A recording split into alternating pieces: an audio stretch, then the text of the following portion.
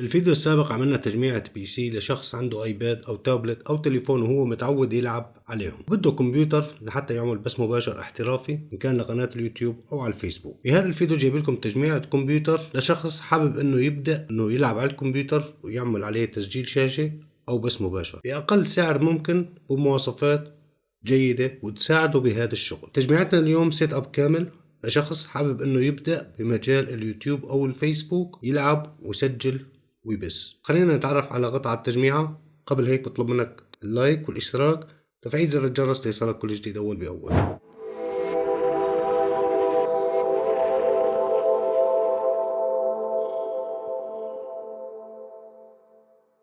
المعالج AMD Ryzen 5 1600 AF، دقة تصنيع 12 نانومتر، بيجي ب6 كورز و12 ثريدز. سرعة البيست 3.2 جيجا هرتز والبوست 3.6 جيجا هرتز. مجموع الكاش فيه 19 ميجا مقابل لكسر السرعة بسعر 1150 ليرة تركية أو 180 دولار أمريكي، وجاي مع مبرد ريث ستيلث. تبريده ممتاز وعند أقصى ضغط ما طلعت الحرارة عن 67. لوحة الأم جيجا بايت ب 450 mAh، داعمة لمعالجات رايزن جيل الثالث. هي أرخص لوحة أم بنصح فيها بسعر 420 ليرة تركية أو 43 دولار أمريكي، يعني أفضل سعر مقابل أداء. جايب العلبة كابلين ساتا 3 لتوصيل SSDs أو ال HDD، والاي او شيلد بيركب على الكيس. وأخيرا لوحة الأم نفسها تاخد 8 بن طاقة للمعالج، 4+3 مراحل طاقة. تاخد قطعتين رام بتردد 3600 ميجا هرتز. بالنسبة لمنافذ الاي او عندك 2 BS2 وعندك الفي جي اي وال HDMI، 4 فتحات USB 3.1 جيل الأول و2 USB 2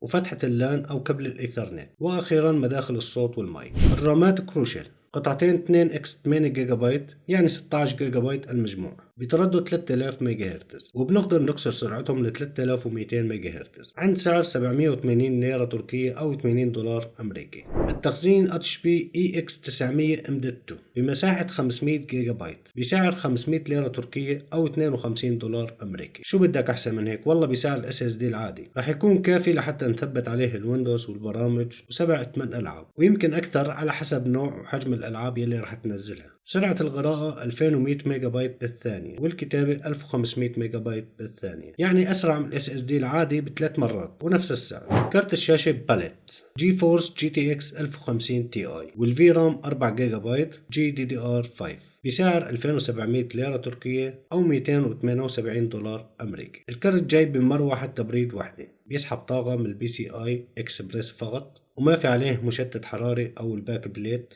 عندك مخرج صورة ديسبلاي بورد وال HDMI DVI. باور سبلاي شاركون SHP فيرجن 2 650 واط 80 بلس. باور ممتاز بنصحكم فيه عند سعر 320 ليرة تركية أو 33 دولار أمريكي. جاي معه 4 براقي لتثبيته على الكيس، وكبل الباور بطول 1.5 متر تقريبا. وأخيرا الباور نفسه بلون أسود المطفي. وهي عندك كل الأكبال اللي بتحتاجها، وحتى لو كرتك بده 8+8 بن موجود. الكيس جيم تك اكس كولر بحجم ميني اي اكس، عليه 4 مراوح ادريسبل RGB بسعر 400 ليرة تركية أو 42 دولار أمريكي. وهذا هو قدامكم، والله بيستاهل كل ليرة اندفعت فيه. الماوس والكيبورد كومبو رامباج KM RX 9 بسعر 180 ليرة تركية أو 18 دولار أمريكي. هذا هو الماوس، شكله حلو باللون الأسود المطفي وعليه كل الأزرار اللي بتحتاجها، والكبل بطول 2 متر تقريبا، والكيبورد شوف لي التحفة الفنية. لا تنسى سعره 18 دولار، يعني بربكم في أحسن من هيك. بنصحكم فيه 100% وعلى كفالتي، وخصوصا إنه من الخلف جاي من المعدن، والكيبورد ثقيل يا جماعة مو أي كلام وخلاص. السماعة جيم تك تعطيك إحساس محيطي بما أنه هي 7.1، وعن جد صوتها تحفة بالمقارنة لسعرها يلي هو 175 ليرة تركية أو 17 دولار. الكبل طويل لحتى تتحرك على راحتك أثناء اللعب أو الاستماع للموسيقى، ومرنة جدا وخفيفة ومريحة. شو بدك أحسن من هيك لسه؟ المايك فيها مقبول وبغض الغرض، وعليها RGB من طرف الأيسر وكمان من طرف الأيمن. سماعة تحفة بهذا السعر بصراحة. المايك لاست فويس PM 300 بلس، وركز لي على بلس، بسعر 185 ليرة تركية أو 18 دولار أمريكي. أول فتح العلبة عندك الفلتر، والمايك نفسه بصراحة شكله روعة، كابل USB بطول 1.5 متر تقريبا، والشيك ماونت أو حامل المايك، وأخيرا الترايبود خفيف وفيك تحطه على الطاولة قدامك أثناء التحدث أو أثناء التسجيل. المونيتور ايسر نيترو، نوع البانل IPS بتردد 75 هرتز، وسرعة الاستجابة 1 ملي سكند. هي شاشة ألعاب بالمقام الأول بسعر 1300 ليرة تركية أو 132 دولار أمريكي، وأكيد فيك تعمل مونتاج عليها، بس مو أحسن شيء للمونتاج، ولكن للألعاب تحفة وبنصح فيها. من الخلف عندك أزرار التحكم وفيها جويستيك كمان، وثابتة على الطاولة بشكل جيد. من الأسفل عندك فتحة سبيكر ومدخل فيشة طاقة، ومن الطرف الثاني كمان عندك سبيكر، وعندك منفذين للصوت، ومنافذ الصورة عندك VGA و2 HDMI. وهذا شكل تجميعتنا النهائي. سعر الكلي للقطع حوالي 8700 ليرة تركية أو 880 دولار أمريكي. إذا بدك نفس التجميعة مني باخذ إيجار التركيب والفرمة وتنزيل الألعاب والبرامج